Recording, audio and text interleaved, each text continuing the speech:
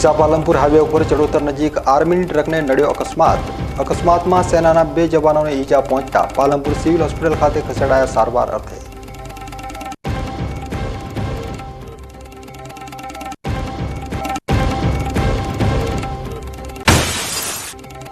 પાલનપુરમાં મોડી રાત્રે બાઇક ચોરી સીસીટીવીમાં કેદ। પ્રયાગરાજ સોસાયટીમાંથી બાઇક લઈને ચોર ફરાર।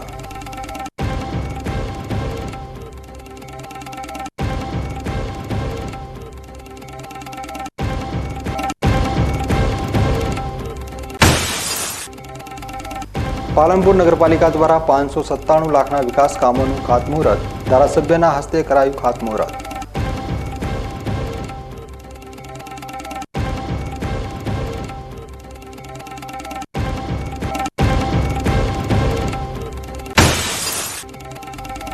બનાસકાંઠા જિલ્લાના થરાદ શહેરના 2 યુવકોએ વધાર્યું બનાસકાંઠા જિલ્લાનું ગૌરવ।